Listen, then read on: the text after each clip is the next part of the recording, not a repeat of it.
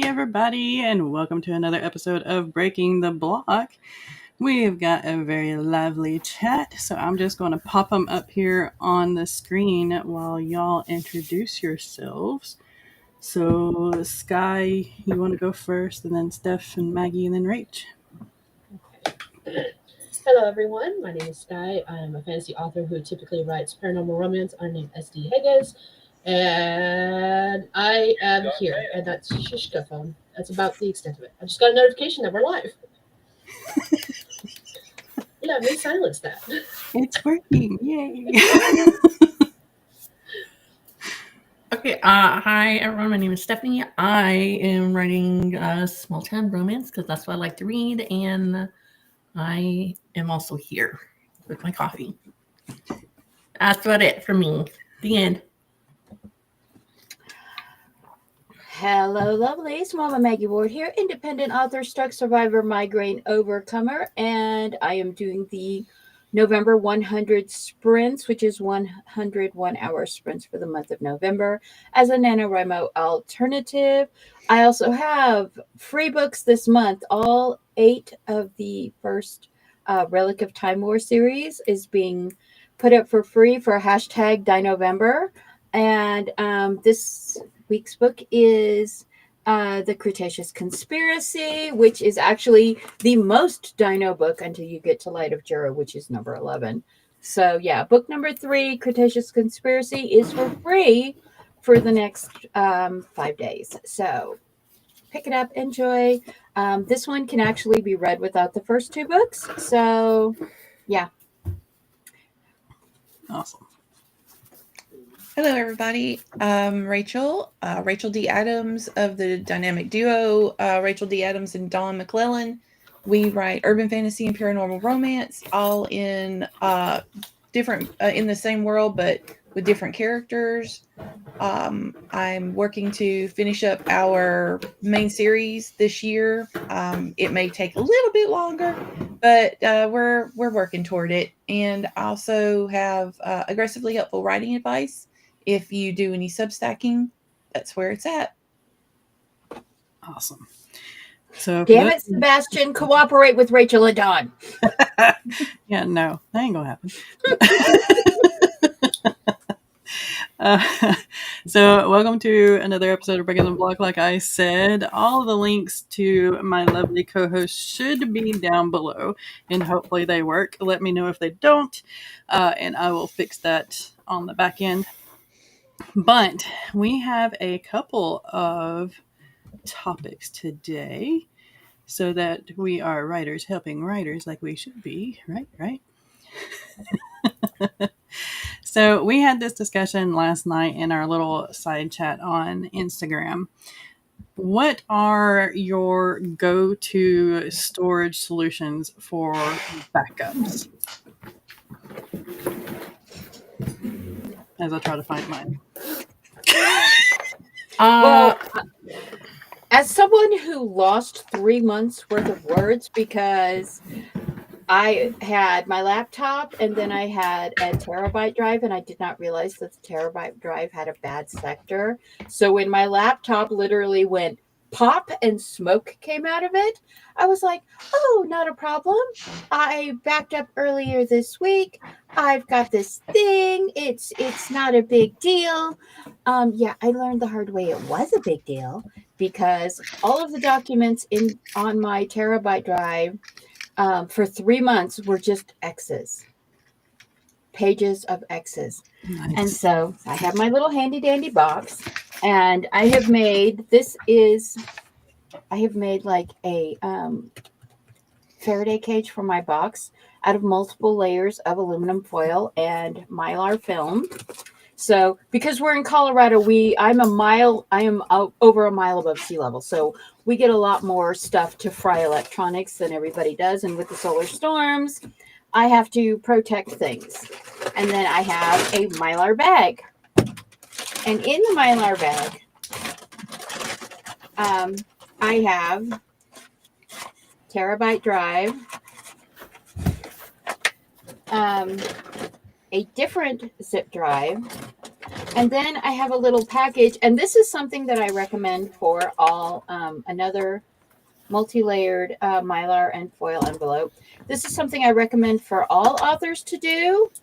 When you finish a series, get yourself an SD card.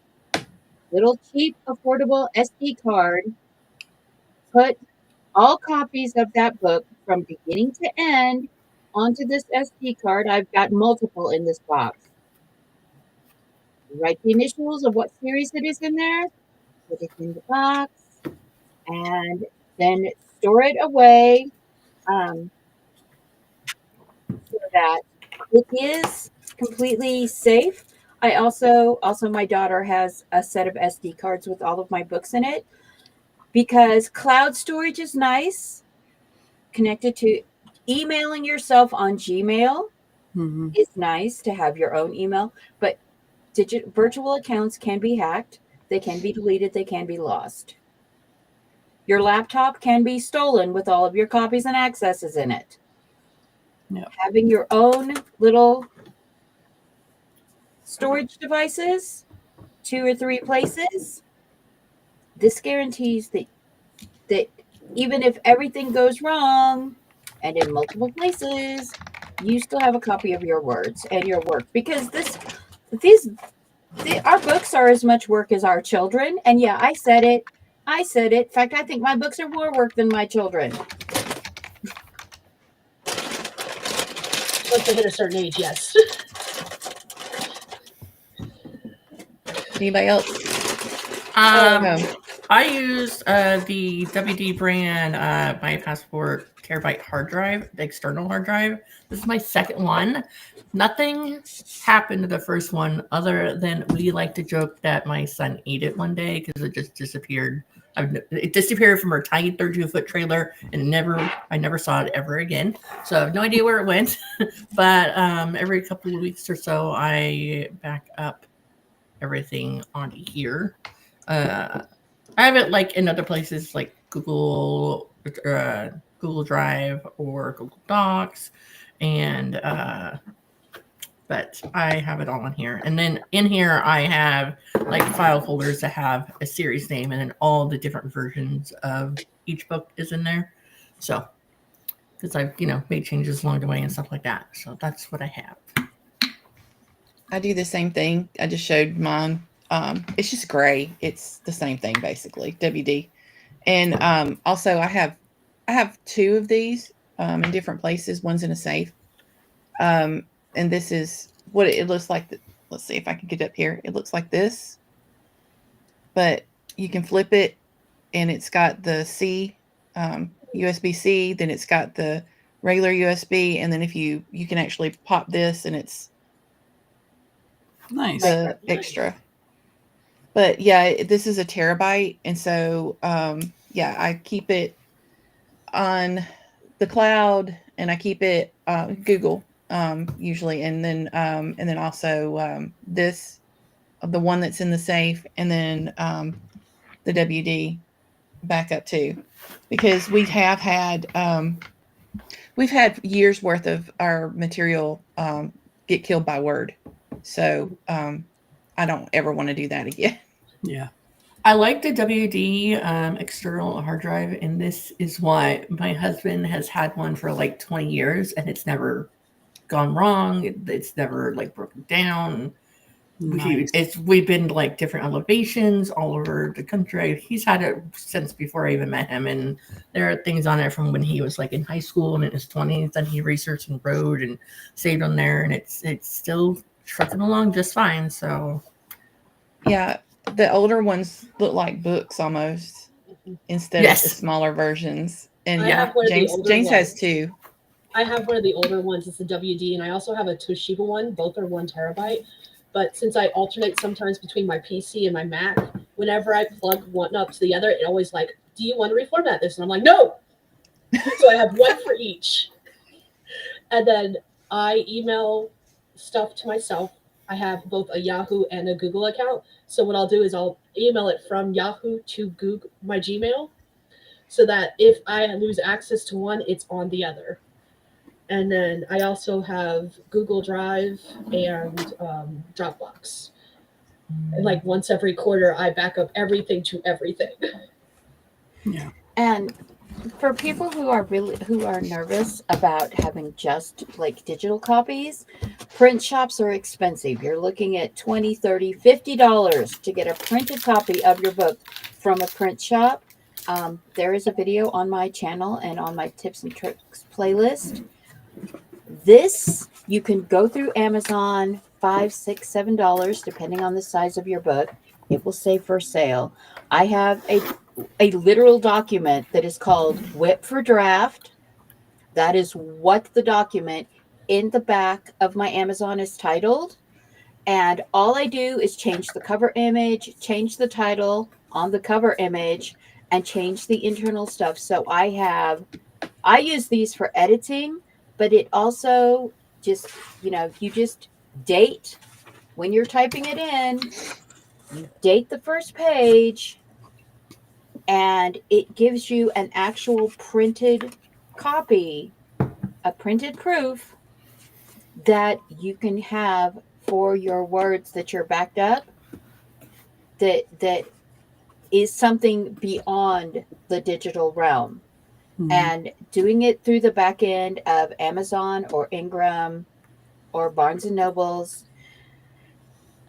is much more affordable than calling Quick Print or Kinko's and saying, "Can I get a printout of this document?" Yeah. And it's like I could do it on my printer at home, but my printer cartridge refills are $50 each, and they only do about 300 pages. So, and by having a Whip Draft 4 copy of your books, you don't end up with a whole bunch of draft copies on the back end of your Amazon. You end up with one thing Right. that you just are rotating the content through. Yeah. And speaking of print shops, if you don't want to use a print shop, but you don't want to do the Amazon, you can always go to your local library. My local library will print stuff for me at like half the cost of a print shop. Yeah. It's still more expensive than doing the Amazon route, but if that's your preferred, like you want that paper that you can flip like that goes in like a 3-ring binder or something, that's a route you can go. Mhm. Oh, I wish our library did that. I really do. Oh, I abuse the heck out of it. I'm like, I'm going to print some stuff and you're going to hate me. 300 pages later, they're like, what the heck are you printing? I'm like, books. Well, how much does your library charge per page? Black and white copies are 15 cents a page, and a page is front and back. And then color copies are 30 cents a page, which I almost never print in color, so we're good. Yeah, ours is 15 cents a page, but they don't do double-sided. So ours does. Wow.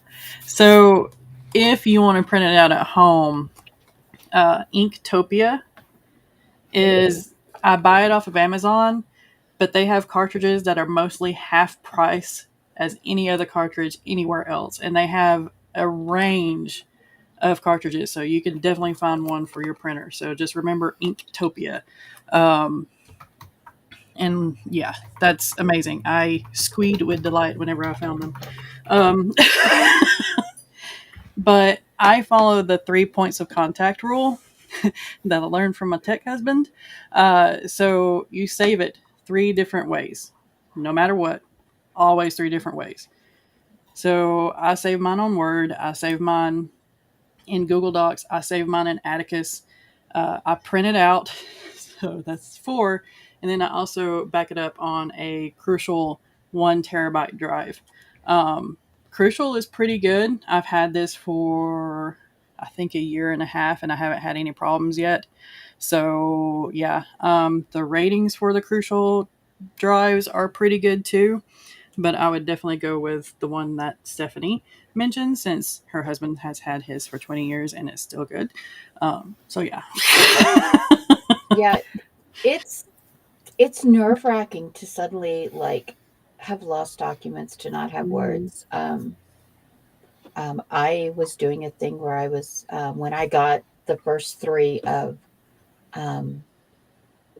the Pagosa Cliffs Anemones series back, I realized there were like scenes missing Mm. And I had to go back, like, we're through 2 years of copies to find a draft that still had those scenes in them. And then I put them back in when I got them back from the publishing house. But it's yeah, losing your words is like trauma inducing, because this I mean, it's our hobby, and our families and friends all see it as our hobby. But as fellow writers, we all know that this is like our hard job. This is the hard job. We love it, but this is the hard job. Mm. And the other job is, you know, That one just pays my bills. Thank you very much. Yeah. yeah. Okay. Speaking of losing stuff, I had 2 series where all the books in the series were complete. And the last book, I don't know, this was before I started backing up stuff in multiple ways. The last book of both series, I have the drafts that are about half complete of both of them. No idea where the final drafts of either one are. And I'm just like, these series were complete. They were done. I don't have notes. I don't have the stories. I don't know what the heck happened in them. Both books, the final book in both books. I'm just like, I don't know where they are. They're gone. Mm.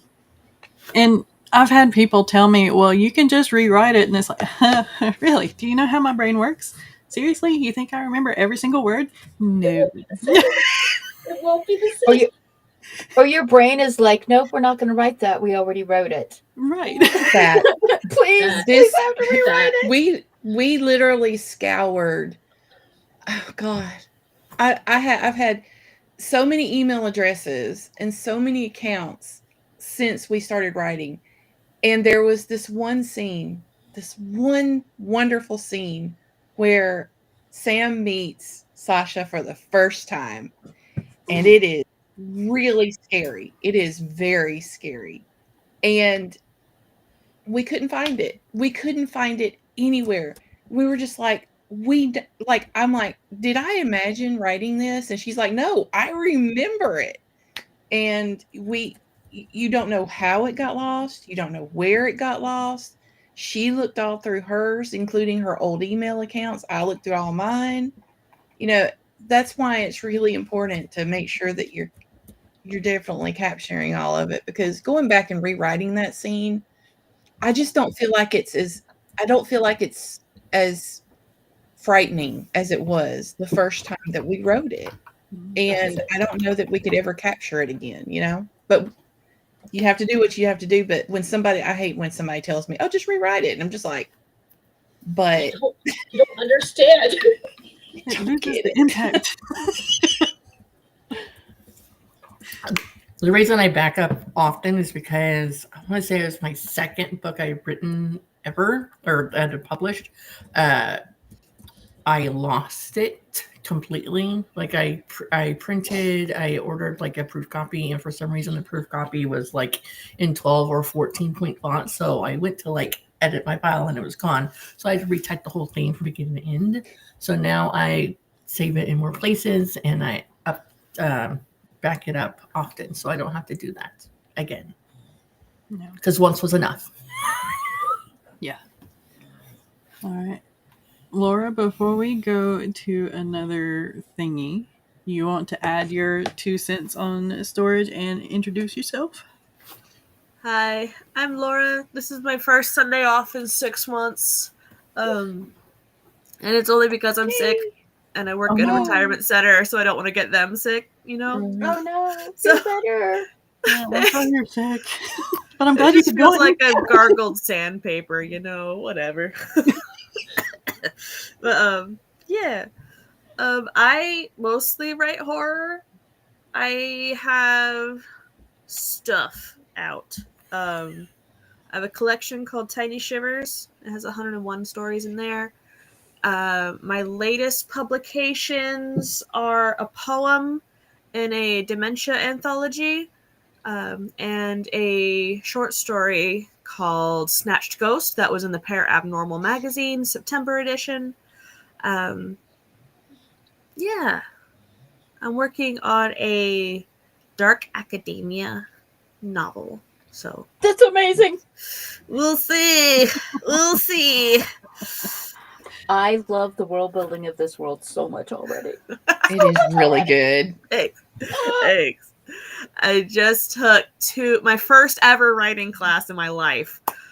So I took 2 this last couple months, and one of them was an intro to novel writing class, and so I had some eyes on my first couple chapters. So yeah, and somebody had an excellent idea, and somebody else had actually been to my location, so they had some insight. It's like, thank you.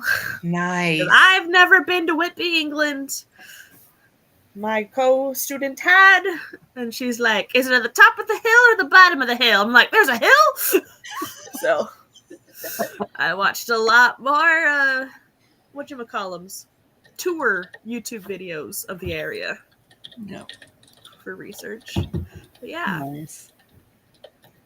That's That's why I a love good Google research point. Earth. I love Google Earth where you can do the street view and you can like wander around the place that you're. Oh my gosh. So I've been on Google Maps for this area and clicking on like every church and castle and stuff. I'm like, what year were you built? What year were you built? Because it's historical. I'm like, where were these buildings? Were they built yet? What was their state? So luckily, a lot of them are like historically preserved buildings. So they have websites that detail what state they were in and when. Like when were the additions built kind of stuff. So I got a whole document with just the history of the area now. So that's nice. The question, backing up documents. I have lost a couple of poems, and I know I've lost part of a story. I used to remember what the story was. I can't remember anymore.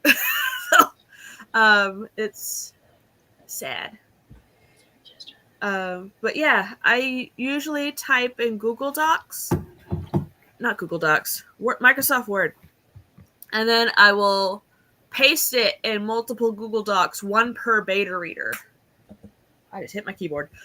So I will have every beta reader's document. And then after it gets to a certain point, like a complete draft and stuff, I will print it out. It's on my shelf. Yeah. A lot of my stories have been emailed just through submitting to different publications.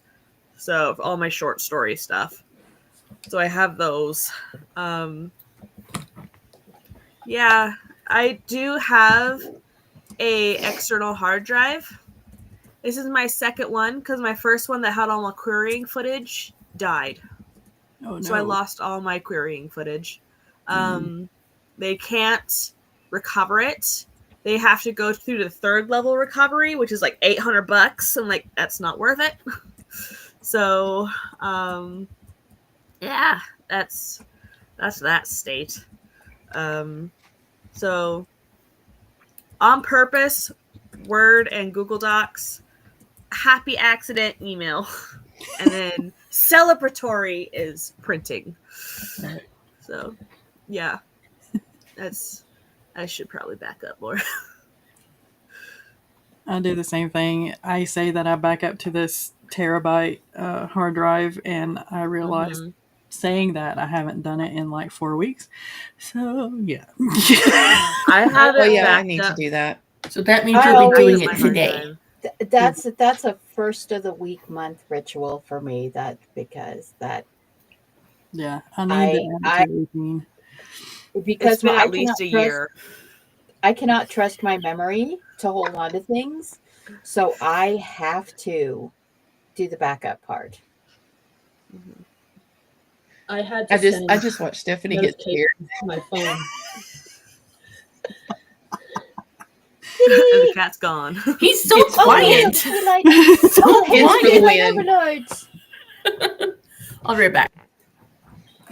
I had to shut my door because the 2 ragdolls were like, "Love me." Like, my new hard drive is so small. External, it's so nice. I can't remember how many terabytes is on here. 2. There's 2 terabytes on here. That's the reason why I love the Crucial. I saw it on Amazon and I saw the size of it, and I'm like, "Are you serious?" I would My I other was one- looking at that. I would lose that in a heartbeat. Because fits in it's my like pocket. half the size of this one, Right? right? Put two beside each It's other half next to the that. size. Yeah. You put it This in poor a thing looks horrible. container. But Container. That's why I don't have it to show, because it's still packed up from when we took our trip. Oh, no. Like, I haven't unpacked everything for the wedding, and the hard drive was one of the things I took just because I didn't trust it to stay here with no one here. Mhm. I'm that paranoid. So, like, it's still packed up, and that's why I'm like, I don't have anything to show you guys. I just have to tell you. I'm sorry. It's all good. It's all good. That's the first time I pulled out the hard drive in a year. I need to use it. I have to set reminders, like events on Google Calendar, to remind me to back up stuff. No. See, that would be me. I would lose the container. that's Yeah. That's I why was you put an just air about to tag in find there it. with it. Put a GPS tracker on the container. Yeah. This is the reason why I have everything in my desk, because if it's in my desk, I know I can find it. Lucky. You don't want to see my desk. What is this thing you call a desk? I have one. I have but it's a in table. different It's room. a gathering place I of have things. 3 desks. I have my desk in my little recording room. I have my desk that's in my bedroom that I go to, and then my husband, because we're basically empty nesters now, he bought us like L-shaped desks that now go back to back, so our desks face each other, and so now I have 3 desks. This desk that I use almost 99.9% of the time now is a foldable poker table. Nice. So this is the my nice- desk.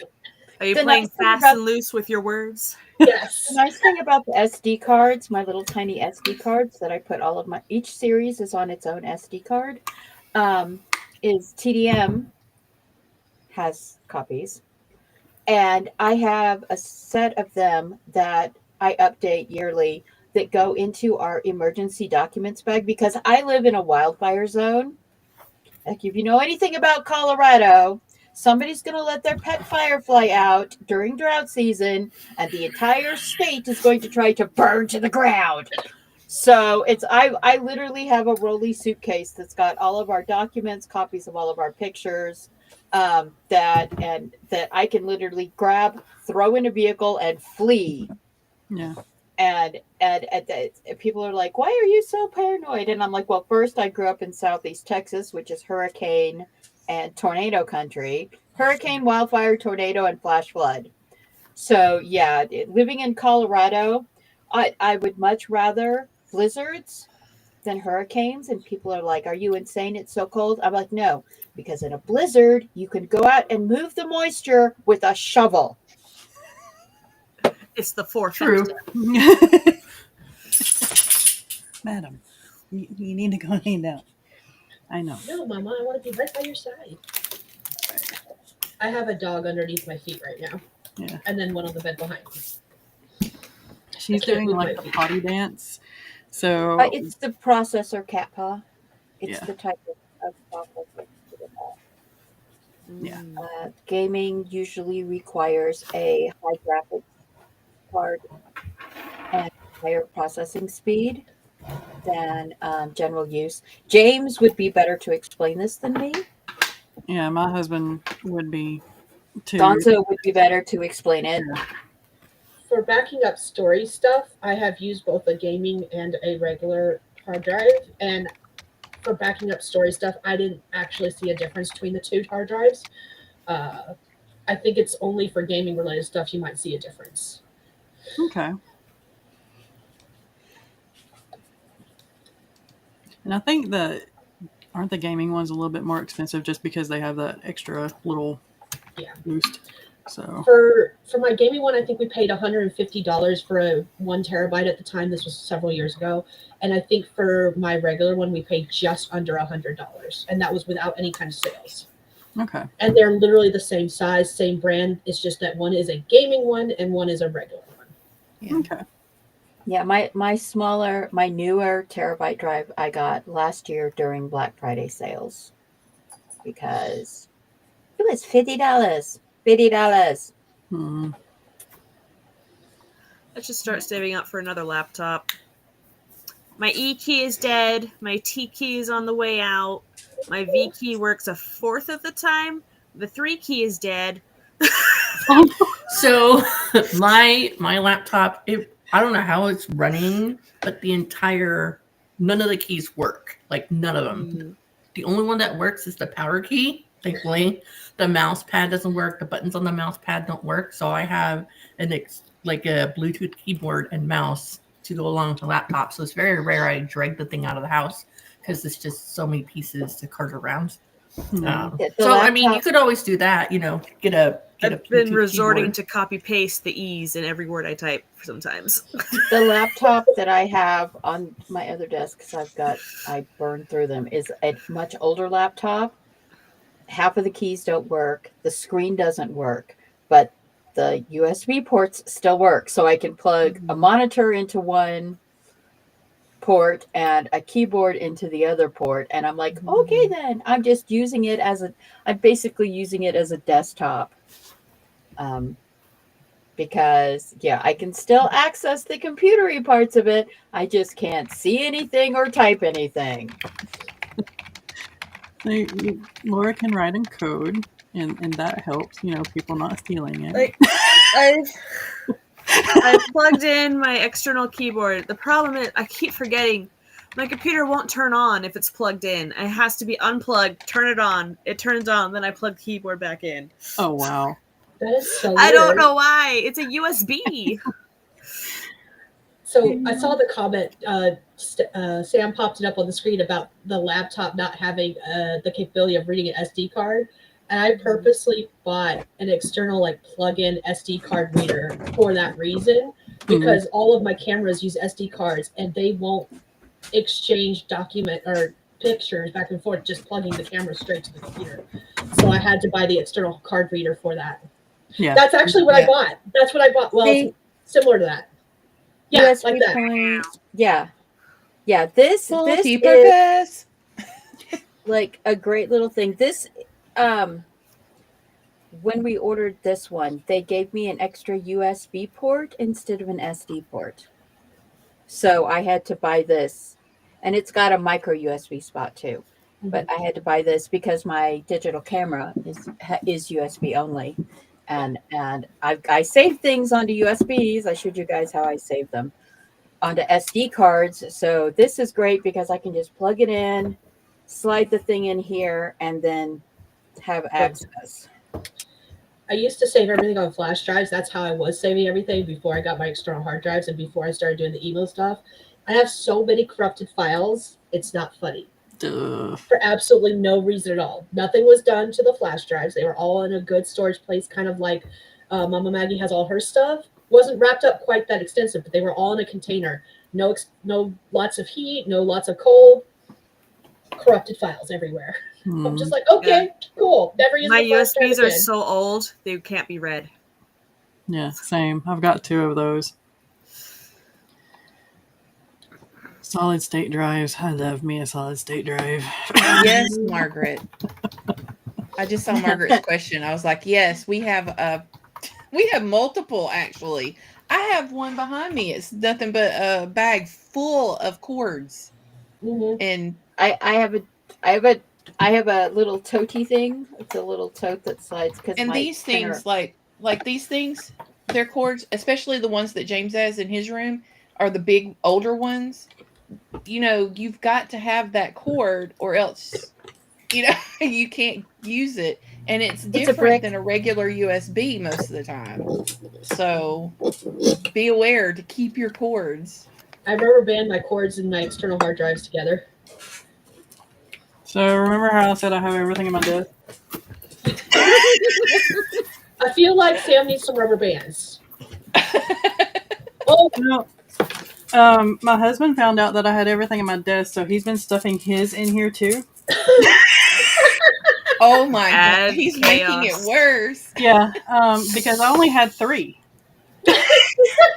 My husband and I lost the cord to this little charger thing he's got on his desk. It's a little light up like like a little hockey emblem thing, and it lights up, and we lost the charging cord to it.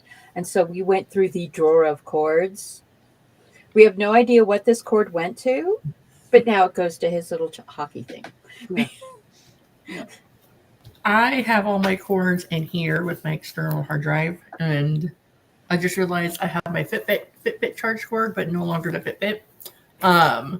My husband, you would think he would take better care of his cords, but they're like, he has a bag that has random cords in there. It's like his junk drawer of cords, but a bag, and he has another plastic drawer with random cords and Ethernet cables.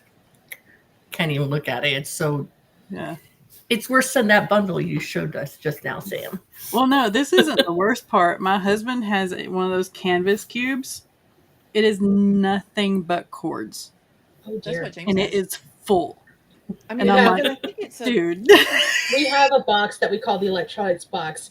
It's an old Amazon box that's like this big, this long, this deep kind of thing.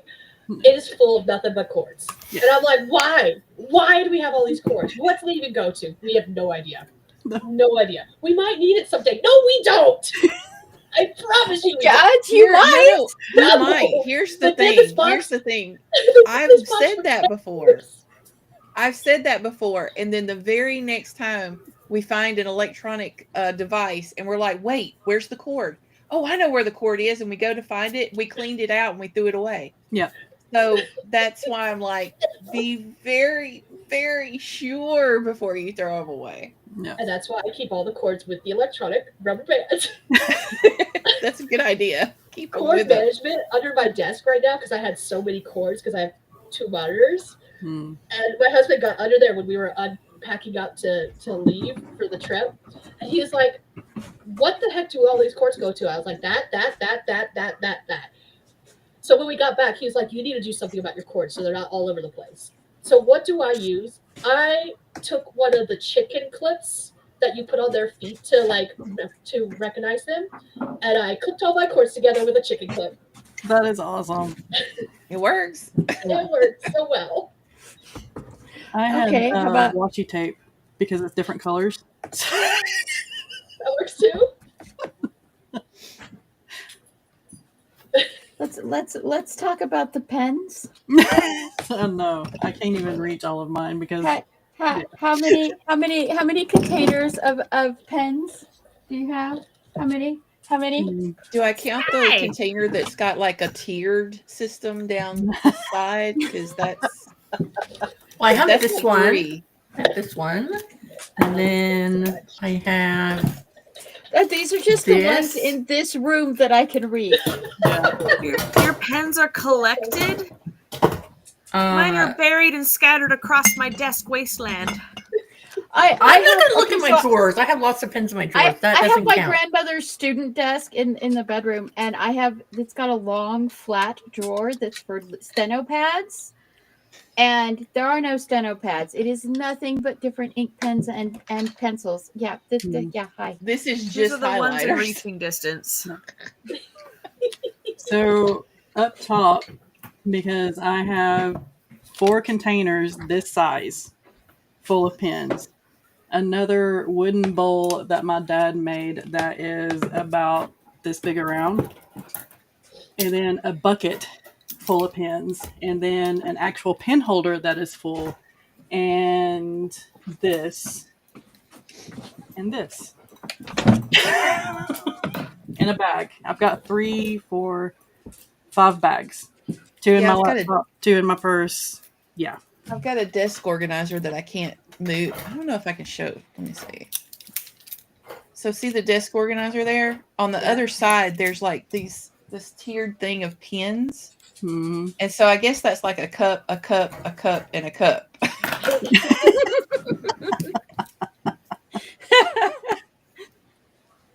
And my husband has pens everywhere. He doesn't keep them together ever. That's my husband at all. too. They're all over the house, and they're different kinds, which drives me nuts. Yeah.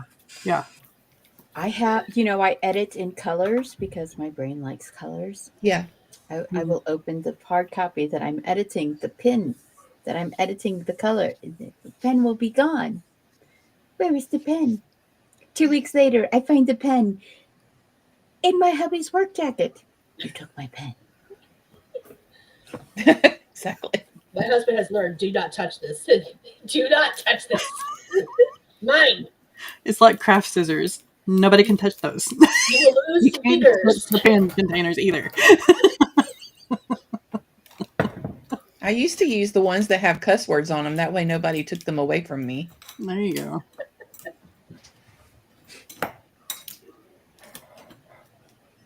I used to like organize in these along. I have a purple thing, and it has this on each side of the thing that the computer is on.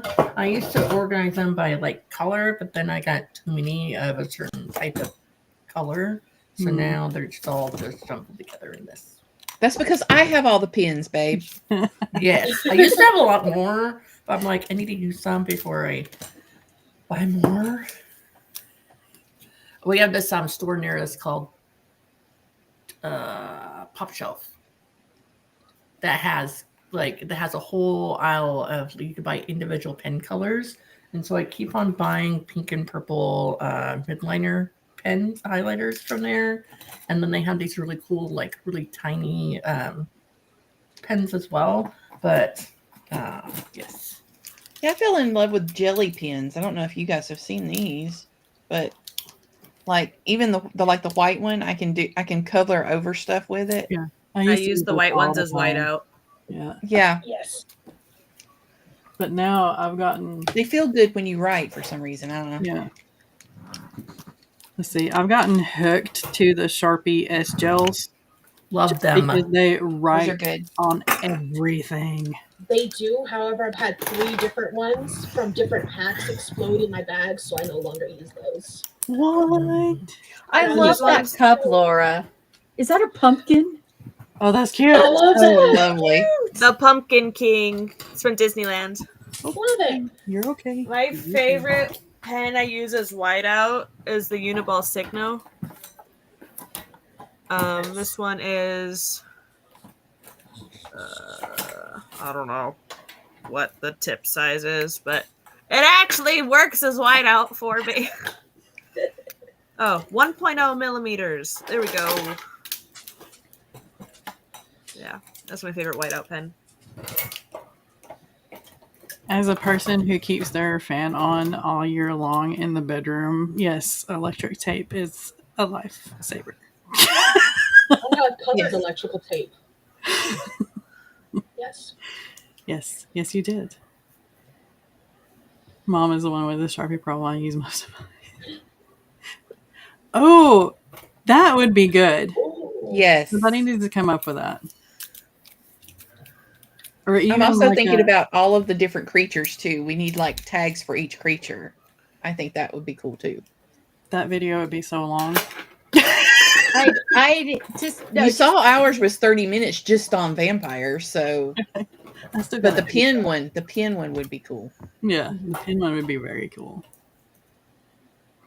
I feel like we're speaking directly to Margaret with this because I've seen her do all these different tags. Like she'll do live streams with like 2 different tags in the same live stream. I'm just like, okay. So I tried to do the Demon Hunter tag because she like tagged me in it. I recorded that video 7 different times. I went to edit it like 16 different times, and each time it got corrupted. So I am cursed from doing the K-pop Demon Hunter tag. Apparently, Well. I'm sorry. Steven said no. Your answers would be too powerful.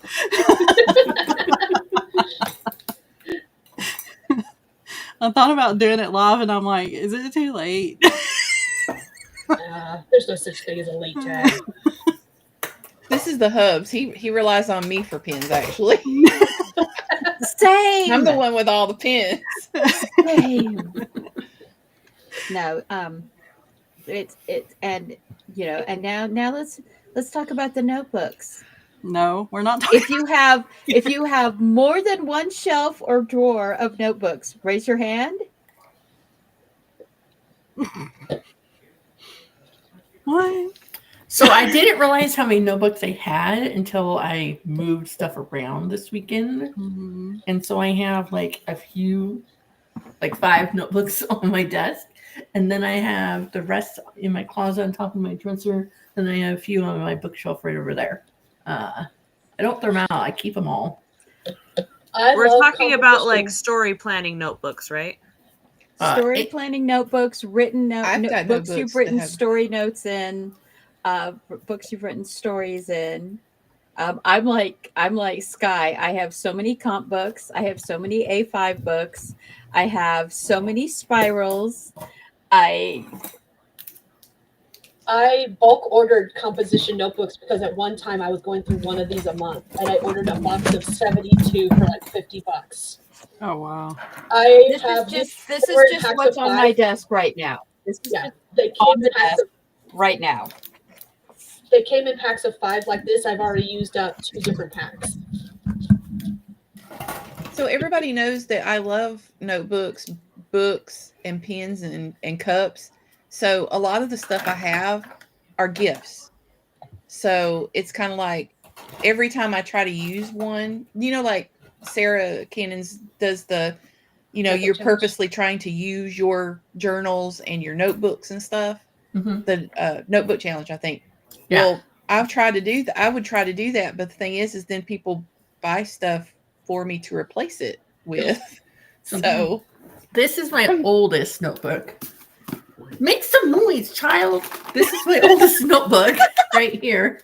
It's not even halfway filled up, but I got it for it was our first wedding anniversary gift, so I don't write in it all the time. I have an entire milk crate behind me that's nothing but notebooks. I have 2 drawers in the desk in there that's nothing but notebooks. I have a drawer in the desk in the bedroom that is one of those big, like 12-inch wide. Because it's an old desk, it's like 12 inches wide and like 14, 16 inches deep.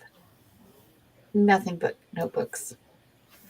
And the majority of them are written in. That's the thing. Most of mine are, well, there's a few that are empty. Like last year, Jackson got me one. He said I wasn't allowed to use it until I finished a notebook. He didn't care what notebook. He just wanted me to finish one before. So I'm going to start this one at the beginning of the year. Look how pretty it is. I got it from Barnes & Noble. But he's like, you should write in this one, but not until you finish one. I'm like, fine. I have an entire bookcase full of notebooks and journals and planners and all of the jazz. Yes. All of it. So all these bookcases behind me and the 3 that you can't see over here, the entire bottom shelf of each one of them is empty or written in or something notebooks. You win. That's not right. And then I have 3, 4. I have 7 in here in this desk. So work was doing something where they were redesigning. That's not the right word. I don't know. Remodeling. Remodeling. Thank you. You're welcome. They were getting rid of like 6 or 7 different file cabinets. And what I'm going to do is pull all my notebooks and planners and journals off the bookcase so that I have more room for actual books. And I'm going to put those in the filing cabinet. Because I took 2 of them. I couldn't do this, y'all. What you own challenge? No. Well, I would love that, but it never happens. It never goes well. I actually have done most of that. I stopped myself from buying books until I read all the books we owned a couple of years ago. And when I had my stroke, I read all the books that I had forgotten. So yeah, my issue is my New Year's resolution this year was adding nothing to my digital TBR.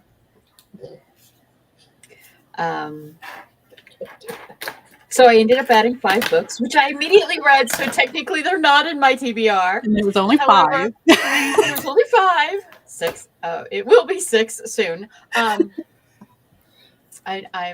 waiting on a certain dragon book, Rachel. But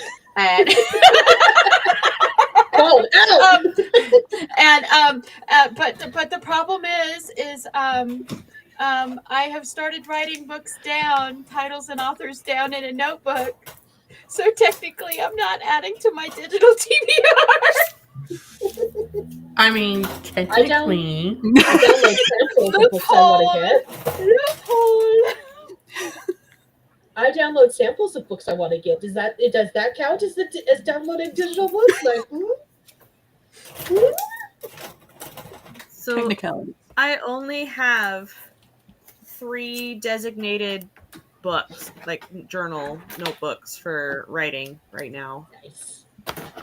This one is handwriting a Hades and Persephone.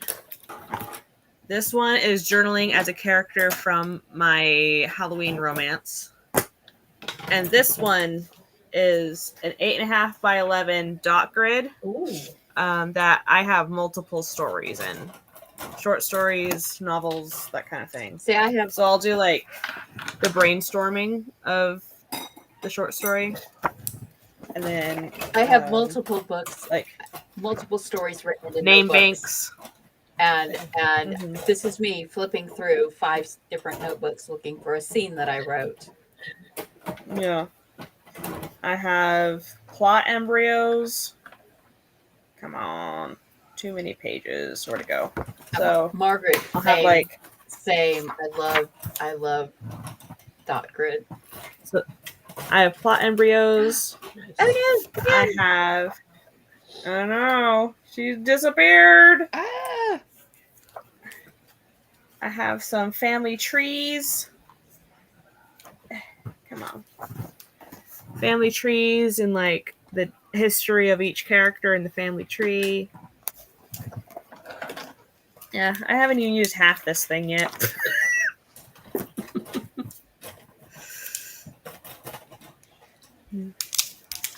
yeah, I've got mine in the closet, so I can't get to it. But I don't have near as many as like Sam has. I've got stuff that I've written since high school, though, in there.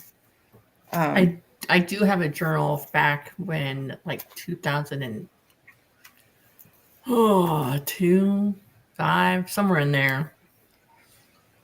My kids aren't allowed to read it. That's my oldest piece of writing that I have in the house. I Yeah, I no longer start have things. my oldest writing. I think the oldest writing I still have access to is the first fanfic I ever posted on fanfic.net. I have a printed copy of the school newspaper that I wrote shorts. I wrote a series of shorts for a serialized science fiction short for when I was in junior high. So that was 84.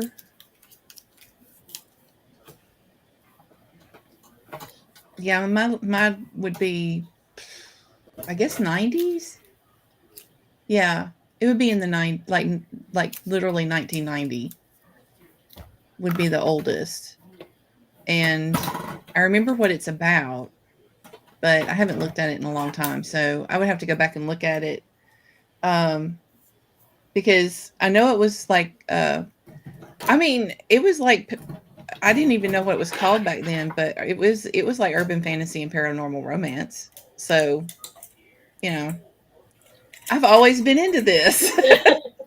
So last night on my stream, I was talking about my master list of projects that I have, and some of the story ideas that are still on there that I haven't finished date back to when I was like a teenager, pre-teenager, honestly, to like the early 2000s.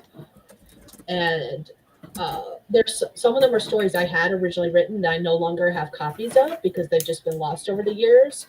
And some of them were like, I always wanted to write the idea, but I never got around to it, kind of thing. But at least I have the story idea down. At least the initial concept. Well, James is asking a question. How badly did you cringe when reading back over your early writing from growing up? It's so terrible. I don't even have access to it anymore, and I know it's terrible. I was like, why were you so obsessed with that dumb person? That's That's what I was thinking when I was reading this journal here. Look, Mine was isn't it so cute? Oh, Aw. Mine was like a combination of the settlement of Pern before First Fall was written, about a girl leaving a war torn planet to go with her sister to settle on another planet, and her sister did not survive the journey, Aw. and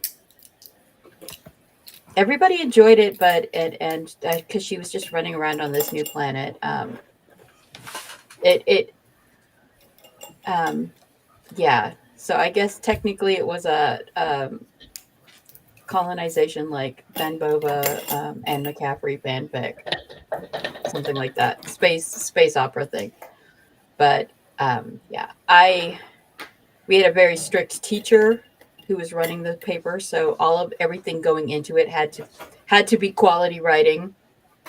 She was very strict about that. So,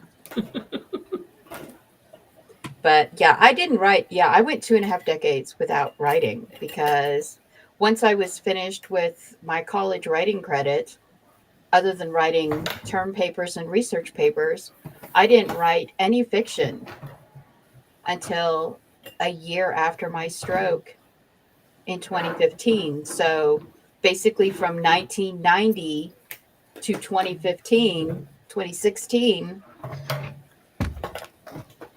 I didn't write fiction. I found my oldest fanfic I wrote. It's a one-shot from March 2012. So I was 22.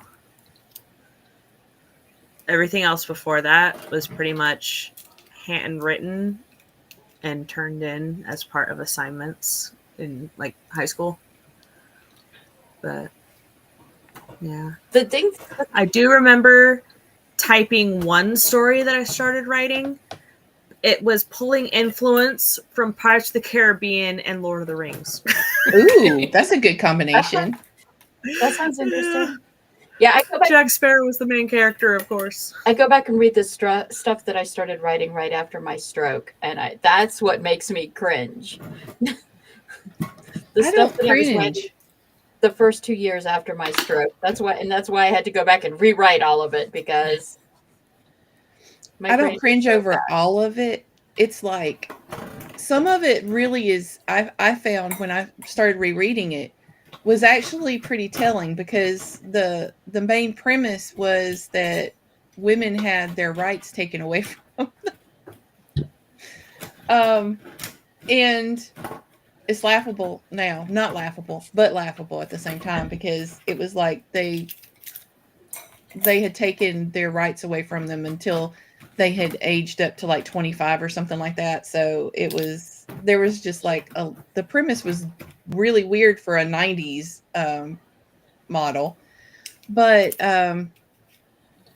what got me was what made me cringe. The only thing that made me cringe was the things that I didn't know, or the things that I purposely just didn't pay attention to, like medical stuff, or things like if somebody is injured, that is not the time for a romantic interlude.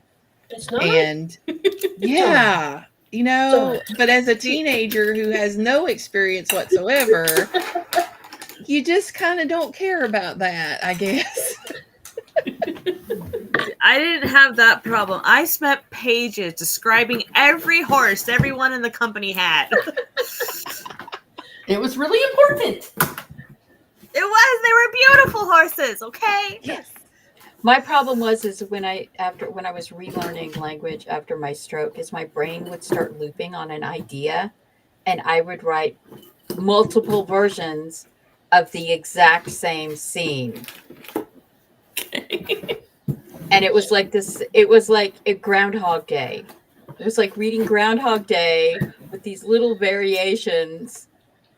Like, why are you doing this to yourself, man? It's like, shoot me now. Just shoot me now. Yeah.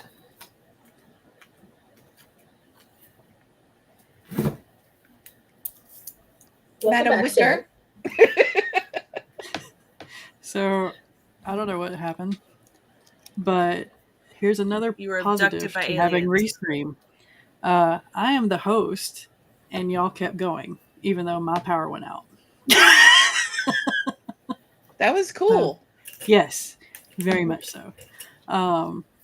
Which is a plus that I didn't know about until now. You're gonna respond to the next time your restream person contacts you. You're gonna be like, my power went out the other day and my stream kept going. So awesome job there. Yes. Not sure if you meant this to happen, but Positive. Nice benefit. Oh my gosh. As far as my oldest work, I still have because I wrote it on a green legal pad. I don't even know if they make the green ones anymore. But I filled the entire thing up, and the book wasn't even finished. And yeah, it makes me cringe a little bit. But I started reworking that story into something better, so it might come out eventually. I don't know. So that's the advantage of the longer you write, the more you mature as a writer. So you can go back and rewrite the things that you wrote before that make you go, oh, why?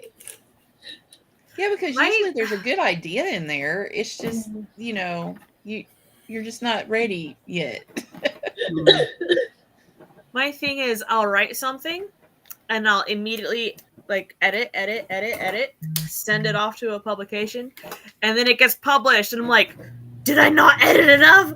Oh no! And I'm just reading this, trying to read the published draft. I'm like, okay, it's not complete trash. Okay.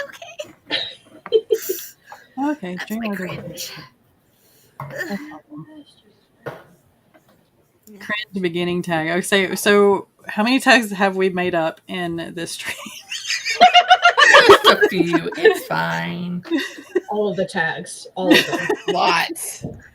Speaking of cringe ideas, though, you know how people don't publish your first book. Has anyone ever gone back and looked at their earliest writing and be like, I want to rewrite this just so I can publish it? The idea is good enough, and you're like, I want this to come out now. That's the one that I was just talking to you about. It's like, okay. I figure if I go back and I play around with it, now I would never publish it the way it was written. No way. No. But yeah, the premise seems to work with today's society. So one of the oldest story ideas I have is from 2004, and I have copies of it only because Laura mentioned fan fiction, and they have a sister site called Fiction Press, and I used to publish stories to Fiction Press.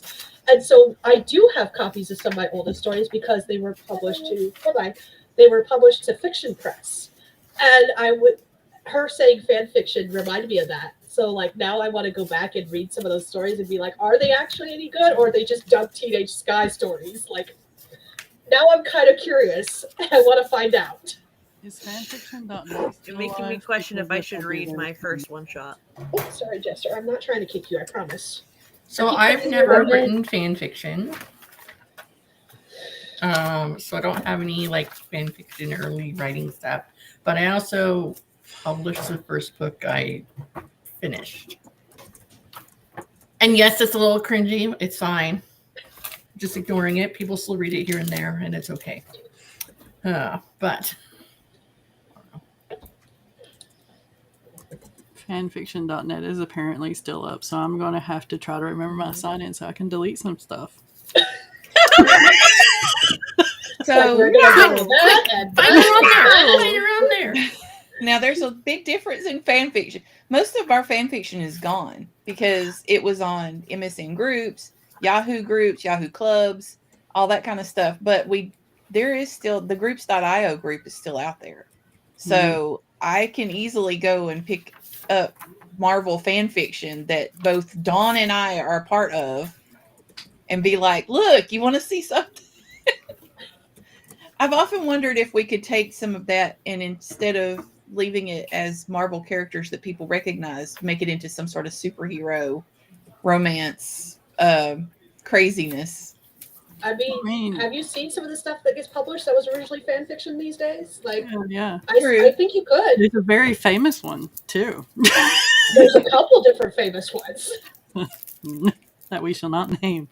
Oh no. I'm looking through my list of favorited stories on FFN. I was like, should I reread them?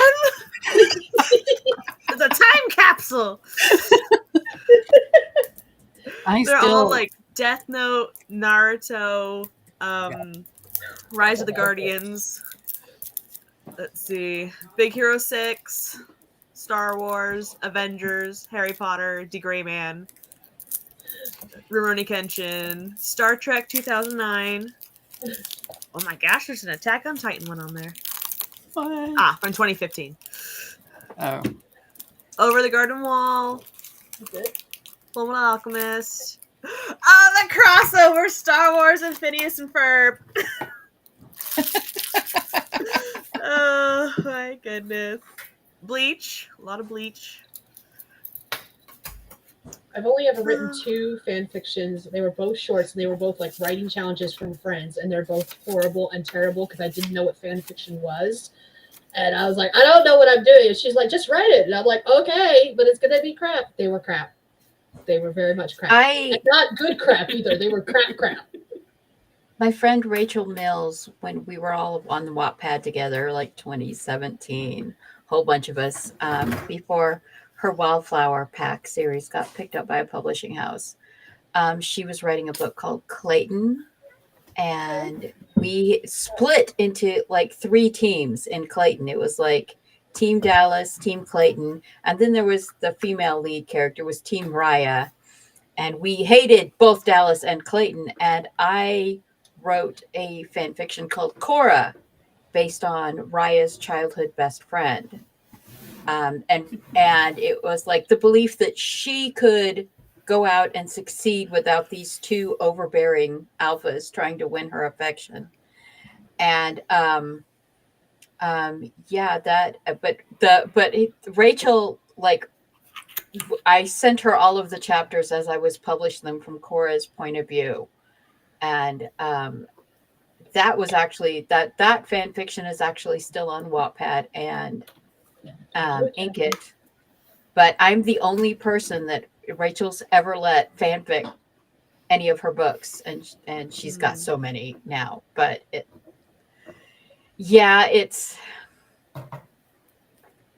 was fun, and it filled a niche, and it was an itch I needed to scratch. But yeah, it's Criminal Minds fanfic where Reed gets tortured. All the Reed wump. Why are you mean to Reed? No. Because he can take it. Ish. He gets saved, and then they patch him up, you know. And then he gets over and over and over again, though. I know. I have a problem. It's either Spencer Reed or it's Edward Elric and Fullmetal Alchemist, and they gotta get kidnapped and tortured. Put them through the ringer. See, Spencer Reed and Sweets from Bones. No, that's just me. What I read a fan fiction where it was the character, it was basically Sweets and Reed was the main character, and they were the actual serial killer. And I don't know what happened to that story. It was the personality. It was like those 2 characters met. Oh my goodness, the serial killer show that I love so much. Dexter. Yeah. They were hunting the Sweets Reed character had been like grabbed by somebody and survived, and then they became the one that was hunting people down. Well, I know that somebody's trying to get a rise out of me right now. Just a little bit. This right here. I think he's trying to get a rise out of all of us. No, and he didn't get anything out of that one, so he upped it. That right there, because Grissom's my favorite character. Wow. And Twilight's not exactly my favorite, but the Twilight fanfic I remember reading was a one-shot crack fic where Edward Elric meets Edward Cullen. So that was fun. That's. I hope. Yeah. Crack fics can be magical. There was one where Edward Elric gets sick with a cold, and his superior officer comes in as Mary Poppins and is speaking Britishisms and making cups of tea, and it's like, what the heck is happening? It was so fluffy, I loved it. Dumbledore was a villain. Mm-hmm. And I'll say it, and I always felt that way. Dumbledore was a villain. I have read so many Harry Potter fanfics where it does canon divergence, and the characters actually get like major character development. Mm-hmm. And then something happens that resets it back to canon, and I get so mad. I'm like, I hate this canon version. Give me back my character. I think my favorite, my very, very favorite fanfic is one called Altered Destinies. That is a Percy Jackson fanfic, and Hades and Persephone save Percy and raise Percy to be the heir of the underworld. Oh wow! Nice. And I loved that one. There's some really I think good it's still. I think it's still on Wattpad. I think. One of my favorite Avatar: Last Airbender ones is when Zuko gets left behind by the Fire Nation on a raid and gets adopted by Hakoda and raised with Katara and Sokka. That was really good. Anyways. How we get off on tangents is awesome on here. Just want to mention that. Give me my fan fiction. Gives me life. The only fan fiction I've seen are like the Tumblr screenshot posts that every once in a while show up on Facebook, and I live for them. I just get snippets of stories rather than the whole stories. I'm like, this is canon in my head now. Yeah. I saw the start of a fanfic. Hannibal. I saw the start of a fanfic that I really wanted to read because you guys know how I feel about Fourth Wing. It's your favorite book of all time. You love it so much. Somebody started a fanfic where Violet goes ahead and becomes a scribe. Her father's not dead. Her sister and her friend get her snuck out of the Dragon Academy out from under her mother's nose, and she hides in the libraries of the scribes, and she becomes a scribe, researching the histories and trying to figure things out. And the smaller dragon, what's its name? I've never read it. Not the big one. I've never read it. Not her big one, the little one that attaches itself to her. She ends up with 2 dragons. I want to say like Flicker or something, but that's not. That doesn't. Anyway, the smaller dragon comes and finds her in the archives. And then they took the story down for violating Toss. And I was like, it's a fanfic. Let them write the fanfic. It's better than the original. She doesn't have magically appearing, disappearing disabilities. Ooh. Oh, that sounds good. Yeah, for real. I just was binge reading a Spider-Man Batman crossover. Oh my gosh. It was so good. That would be fun. So it's Have Tom you read the Holland comic? Spider-Man. During the snap, he gets snapped so they're trying to get the glove off Thanos. He takes part of the Soul Stone. And when the snap happens, the Avengers that get snapped, their souls go into the Soul Stone. So they're like haunting him, and he gets zapped to Gotham. And so he's a homeless kid in Gotham trying to figure out what the heck just happened, trying to survive. He figures out there's a school that you can get a scholarship for and get a stipend to live. So he hacks a computer in the library with his Ned knowledge and like has to set up a bank account so that he can get stuff. So he steals $500 from Bruce Wayne, sets up an account as Tony Stark, and like, oh, it's so good. And he ends up getting like adopted into the Bat family, and it's so good. I wasn't reading till 5 a.m. the other day. Okay. Yeah, Nightwing, I love you, man.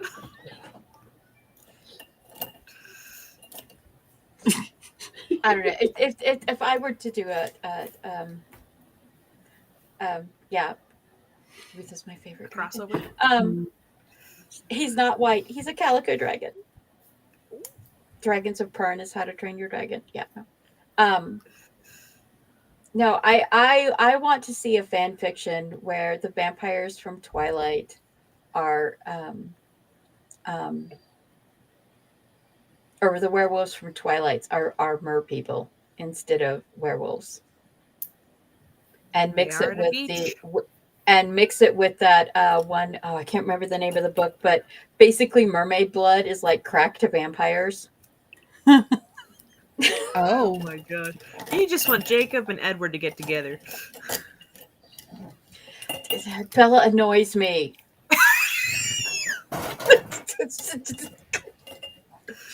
She annoys me as much as Katniss Everdeen. So yeah.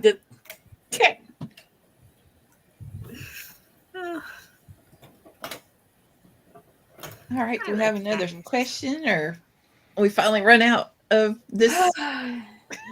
Well, we've got three more questions, but we can save those for next time. We went from storage solutions to fanfic trauma dumping. So Yes. Yeah.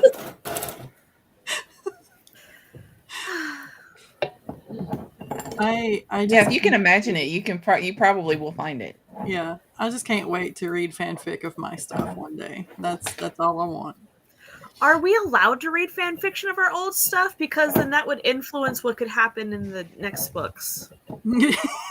I will refuse to read fan fiction of my own work, even if it exists, until after I've finished with that world and I'm like done with it. Ah, Yeah. we go. Well, Relic of Time War is time travel. So I already have like written my own fan fiction. We wrote our own fan fiction. And like put a pivotal scene in the Dauntless Deception, where alternate future Daisy comes back and tells Caleb, "You have to die tomorrow, or we lose the war in 150 years." I do have a question. I have been struggling to actually start writing again in my novel. Like, I'll pull it up and I'll be like, let me just re-edit chapter 1 again. I just don't want to start drafting continuing words. I'm only on chapter 3. Like, I just finished chapter 3 a couple weeks ago, and it's like, why is it so hard to start writing chapter 4? Like, is it the blank page? I don't know. I haven't solidified my characters' voices yet. But it's like, you're supposed to do that as you discover them while you draft. And it's like, but I can't do it. I'm stuck. Are you drafting by hand or on the computer? Computer.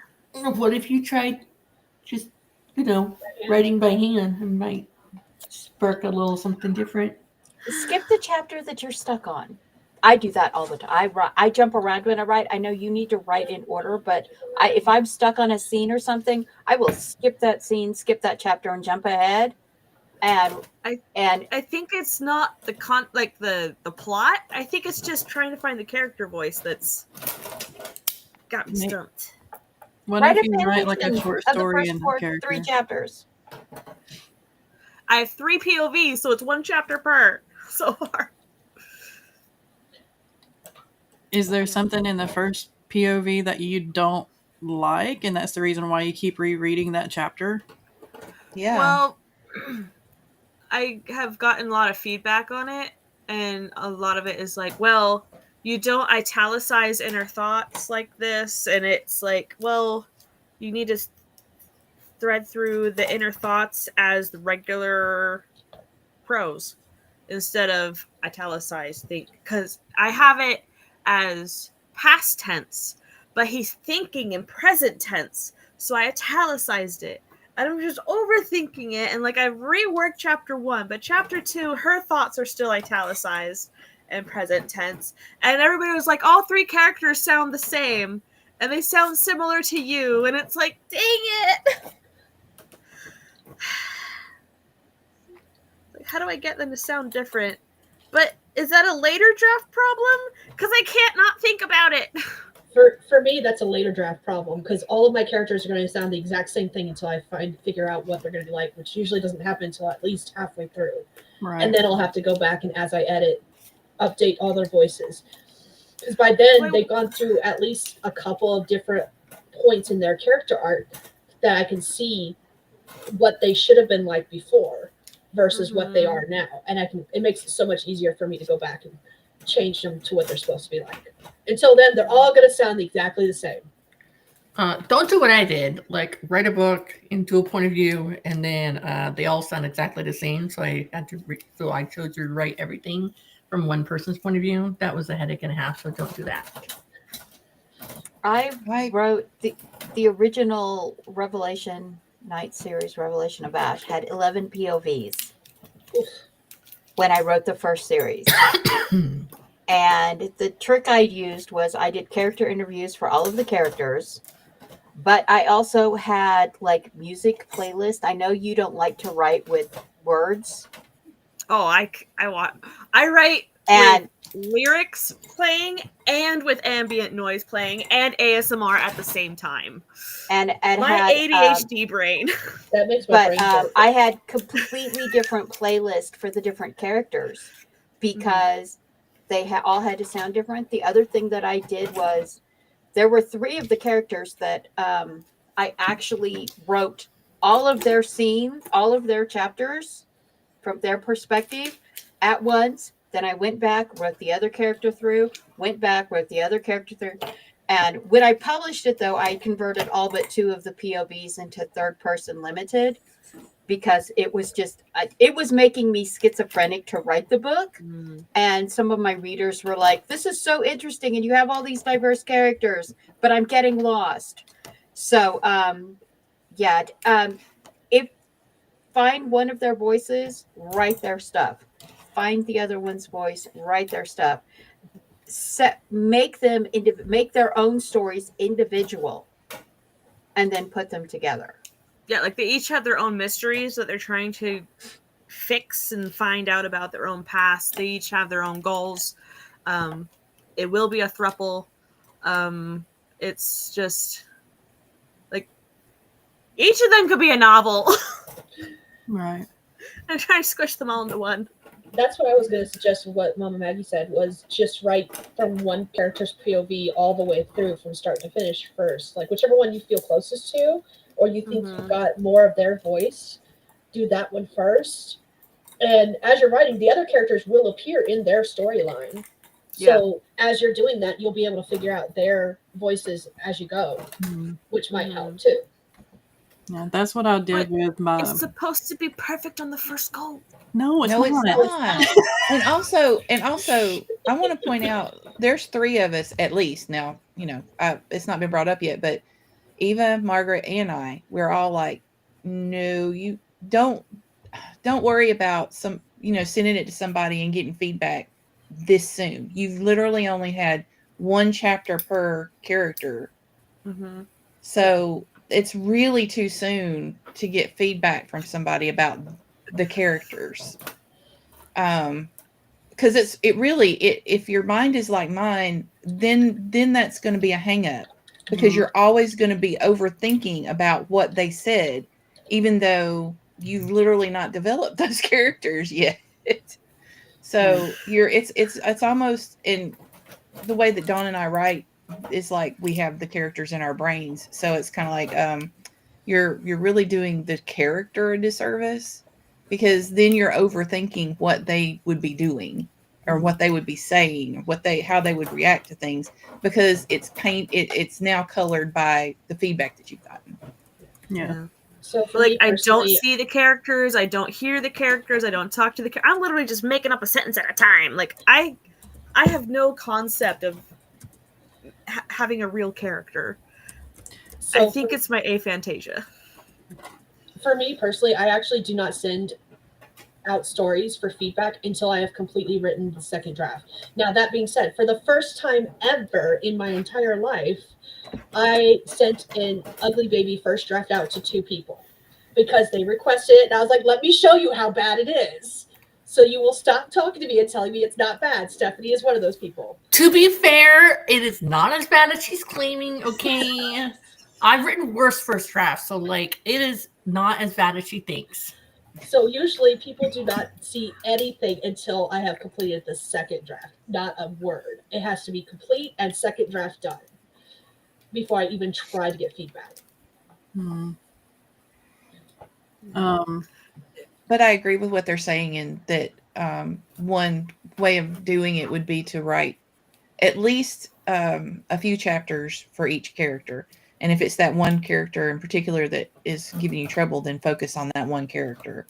And then, if it's crap, it's crap. And you go back and get rid of it. But at least you're trying to get into the mind of that character, or you're trying to make sure that that character's voice, if you have aphantasia, then you're just trying to get into that character's voice all the way through, or at least for, I would say, at least 3 chapters, 3 scenes.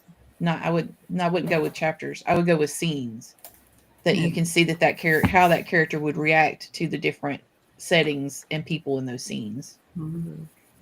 I think the one I'm having the most trouble with is my 2,000-year-old, at least, pagan god. It's like he's possessing a mostly dead human kid. Well, he's like 22, but like so he's trying to remain undiscovered that it's a possession at an exorcism school. So it's like, how would a pagan god who's thousands of years old brain work? How would his thought process work? What would his vocabulary be? Oh no! He's Italian. In Relic of Time War, my the semi-immortal Etherians, my oldest Etherians do not use like conjunctions. They phrase questions differently. Just their manner of speaking is very formalized. And so yeah, that's because it's contractions and conjunctions and things like that are more modern language. Like they didn't exist in like Coptic and ancient Greek and the oldest of languages. So instead of saying don't, he always says do not. Instead of can't, he always says cannot. Yes, Eva, they look 22. Well, the body does. Him, I don't know what he looks like when he's not possessing someone. He always has had the ability to possess people. His group of followers get to be possessed by him for one season, 1 year of their life. So, like, once it's a childhood, they get to have. He's basically like your subconscious mind, but realized, and being able to be your like your private tutor. Like, he will train you through a season. So, like, when you're a child, it's your spring season. So for one spring before you're 12, you get to have your training wheels on with this pagan god who will teach you the ropes. And then in your summer season, you get 1 summer, 1 year of your life, and he will train you through that kind of thing. And so he's possessed people many times through many years. So he is very familiar with humanity, but it's like, how much, like, so his group of followers were wiped out by a priest who made a pact with a demon and actually has demon powers. And so they exorcised him out of people, which ripped part of their minds with it. And so he has forgotten parts of himself because he was forcefully removed. And so he's like also devolving into a Catholic demon now because he was conquered by Catholicism. And so it's like, how much of him is devolving into Catholic demon? How much is still pagan, true, actual awesome dude? And how much of it is, don't find me out! I'm a 22-year-old dude! Well, if he's always trapped in 12-year-olds, like that sense of humor is very specific. And let's be honest, we all know that one dude that never grew out of that humor. All the fart jokes. Yes, Margaret, devolving into Catholicism. I'm sorry. He's an Italian nature god. So, yeah. Very complex character. Mm-hmm. Yeah. He has so many names. So, just going by what you said just then, would it be worth it writing, like figuring out who he was forcefully pulled out of and their personality? The girl main character. Okay. So, I don't know. That's a lot of parts to put together. I know. I'm a very visual person. I would have the whiteboard out. Yeah. Drawing a diagram. Yeah, so you can see this part of this person that he's forcibly taken out of is this part of his personality, and you know. But he's also terrified because he's got big holes in his brain now. Of like, That's can't why remember. it would be a visual thing for me. I would have to do a pie chart and then be like, so how much of his brain how much of him is more based on this culture? How much of him is more based on this culture? And then break it down to persons because now you're doing present day, so it would be how much of his is influenced by this, you know. Well, yeah, you know what I mean though. Yeah. Have you tried rewatching like Big or Freaky Friday to get that child mind in an adult thing? No. That might be good too. Yeah. The other thing is, you said there's big holes in his memory. I would have to know what those holes are, like what is missing, and then it would never appear in the story. But I personally, on the back end, would have to know what that is, so I can be like, especially if it's going to be one of those instances where something is going to trigger it and he's going to remember some of those things. I need to know what those things are. And if it gets triggered, what is going to be triggering him to remember? So like, after he got forcefully ripped out of a bunch of followers and he has all these holes in his knowledge and he's devolving into a demon, he goes to another pagan god and they carve like a sigil in him to like stabilize him as much as they can. So it's like, all the trauma, all the time. I know, my poor man, my poor dude. Oh yeah, Margaret. Like, what is missing from his memory that's going to come back and bite him in the ass? Yes, I like that. That's a good idea. To figure that out. Doctor Who would be another good one too. I love Doctor Who. I was the vice president of the Doctor Who club in college. Nice. You can't see it, but no, go ahead. We get together and watch episodes every week, and for our big hurrah, we imported jelly babies, and we ate those. That's cool. Yeah, we were nerds. Still am, I guess.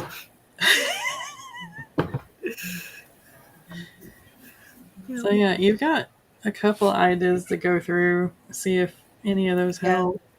Yeah, so I should probably do a character deep dive. Yeah. Maggie has a 30-question character interview. Yes, she does. True. Let me. I already have like 20 pages of notes. At least.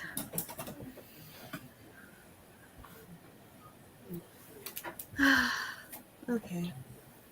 Me, and I hate to say it this way too, but there are times where I write scenes like they're short stories, and then I just tie all of them together because that helps me figure out the voice of that particular character. And I just like writing the entire point of view and then going back and adding another point of view. kind of thing, but it's just little snippets until I can figure it out, and then I go back and write chronologically like I always do. Mm-hmm. That works for relationships, especially. Mm. I feel like. Yeah. I hope we helped you. What have I done to myself? I say that to myself all the time. And sometimes maybe the answer is stepping back away from it and not touching it for a little bit. And when you're working on something else, that's when you'll be like, "Oh, I've got it." Mm. His chapters are epistolary as well, so it's like, Ooh.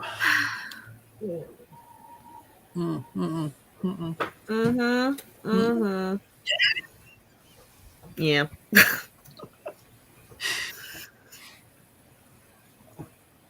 There's the link. Whoop, whoop. There is the link. I have that particular kind of ADHD, I think, where I start something like this and then I'm like, oh, there's a story idea. And I run off. And I never finish these. There's a reason that we have 200, 300 seeds in our story seed folder. Shh. Mm-hmm. We're not talking about that.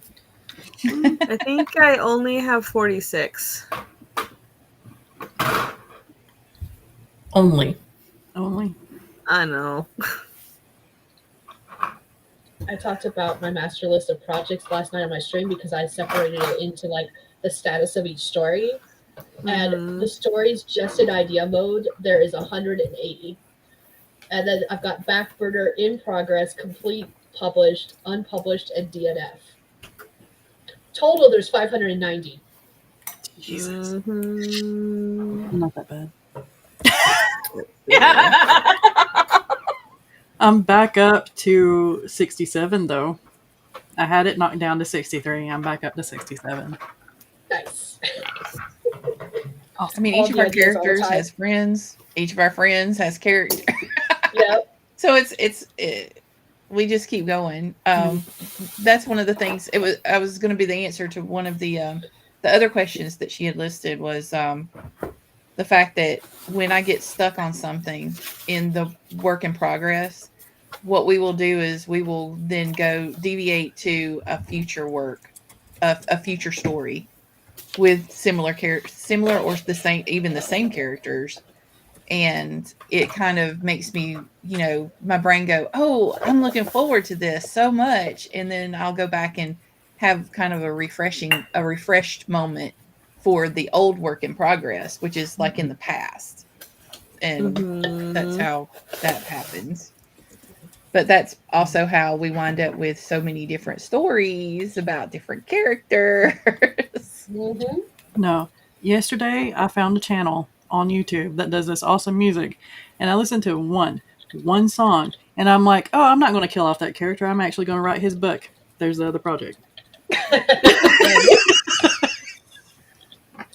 No. Well, and y'all pick out stuff when you're doing the beta reads, and I'm like, yeah, maybe. Yeah, you're on the right track, but maybe. I have 40 mood boards.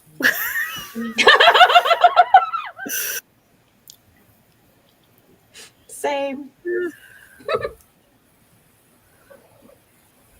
Same. Yeah. I welcome my vampire overlords. Just looking for Sebastian. Hey. Oh, gosh. You look for Sebastian. I'm going to have my Dylan, which y'all haven't met yet. Yay. Can I share a couple of my mood boards? I should be able to. Share screen. Window. I have a writer friend who collects book covers. Ooh, it knocked on his head. That's my reverse cannibal one. This is my... That one is just the ick. Oh. This one is my medieval forced marriage. Crimson Strings. I almost just called it Crimson Peak. Oh my gosh. This is my pirate one. Oh wow. It's a Davy Jones inspired. Yeah. And my Dark Academia. My Cupid Mafia one. My Halloween Romance, kind of like Night Before Christmas, but it's the son of the exiled boogeyman and Dracula's grandson. Marlene. This one's a short story. Veins of Decay, which is another vampire one. I think I like vampires. Holy cow. But yeah, Just a little bit. there's just a couple of them. A little bit.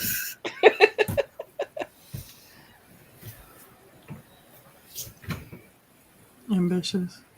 I'm sure. I didn't even catch that it was misspelled. I still read that as ambitious. I still read it as what it was supposed to. Yeah, amphibious. I like We that. read typo. That's that's part of our problem when it comes to revisions. We read typo, so it looks fine. That is correct. And Yes. the first letter and last letter are there, and most of the middle letters. Yep. The human brain will substitute the appropriate word choice, which is why you have to listen to a computer reading it, because computers are stupid. And if you type Thyar, they will say Thyar. Let's see.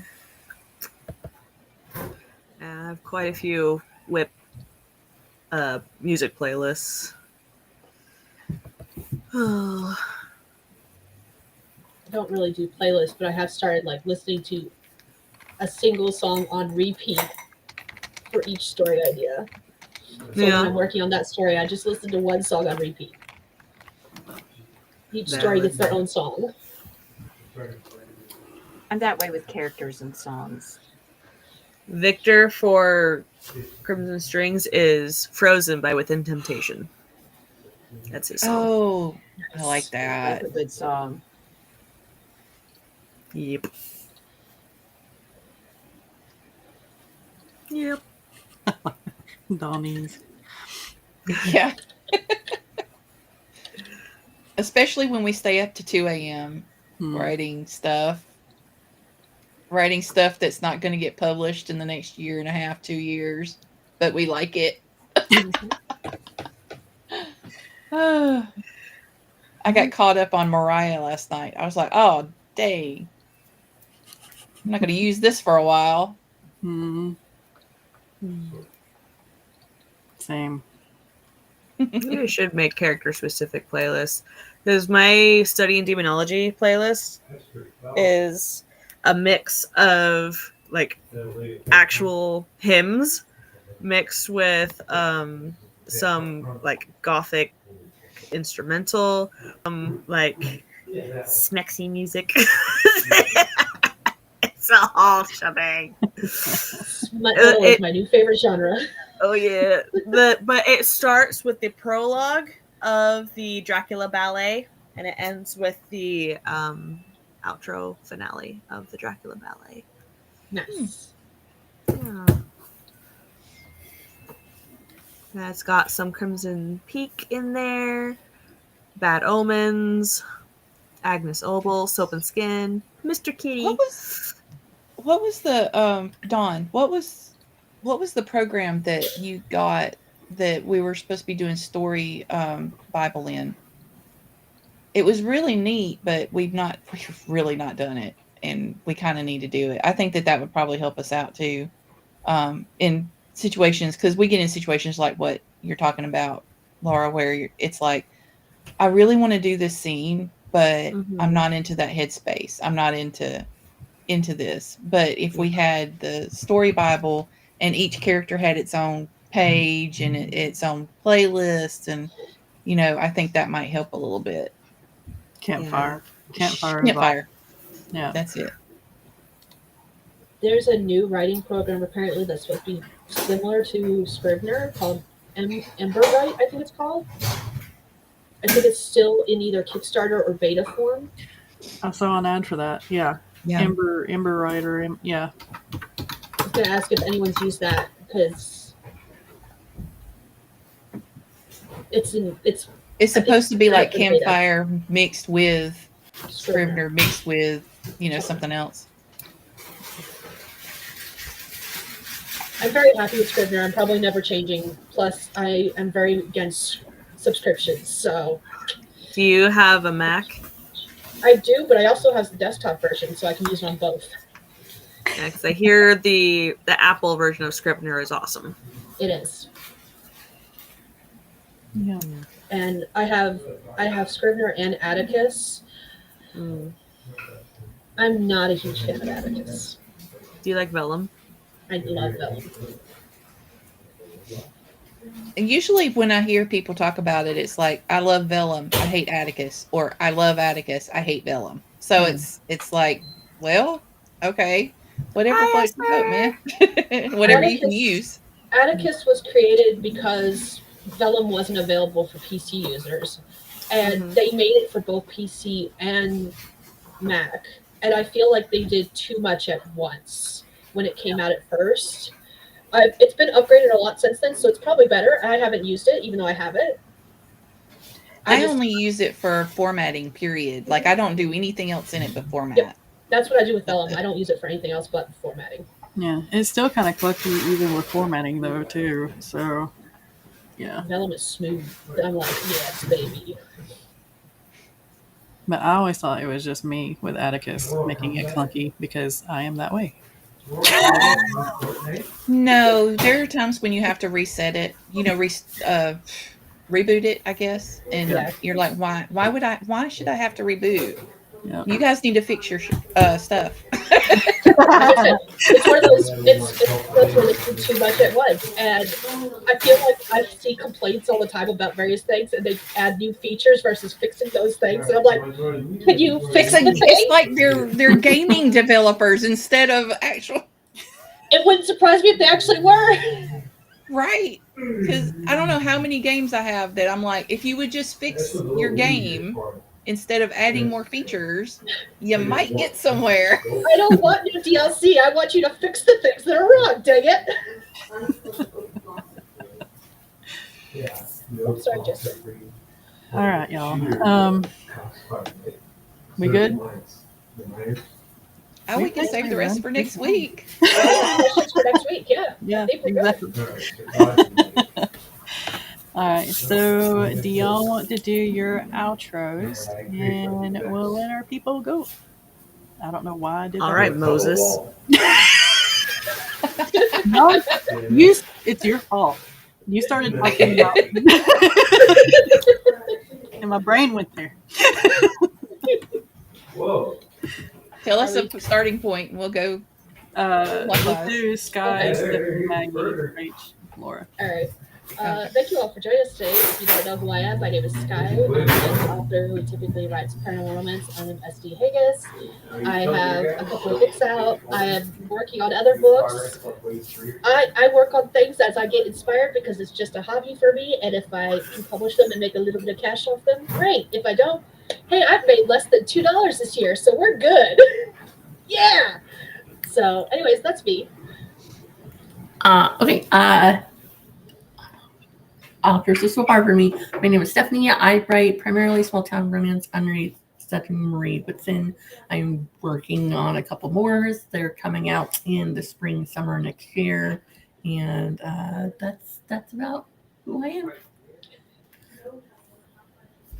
I'm Mama Maggie Ward, independent author, stroke survivor, migraine overcomer. I have free books this month from the Relic of Time War series. This week's book is Cretaceous Conspiracy for #DieNovember. I have a lot of books. My sales have also been crap this year, but because I had several free book promo things, my numbers look like books sold look amazing. Unfortunately, it doesn't translate into pennies in my pocket. I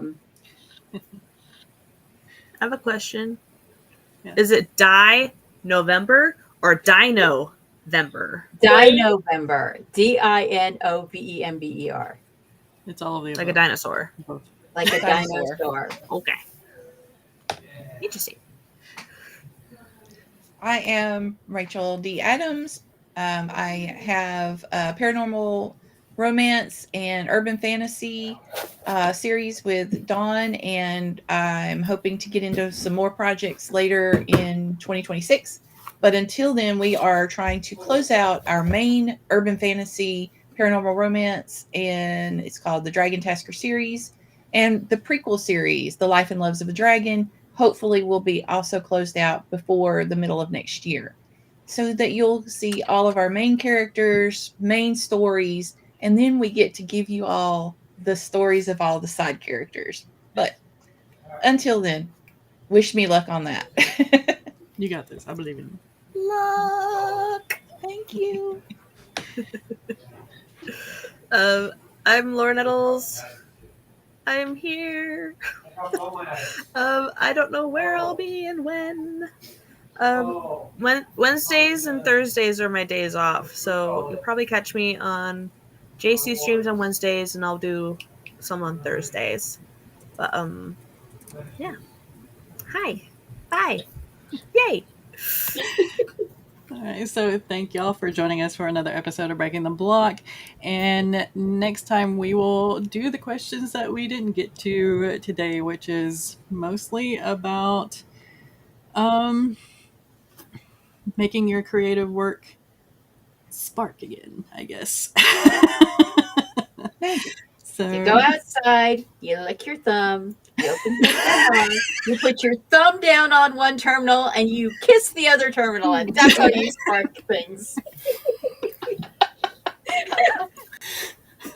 I think you can spark things by licking a 9-volt. Yeah. All right, so y'all have a great rest of your day. Probably see you in the chat, and we will definitely see you here next Sunday, same time, 11 a.m. Eastern. And bye.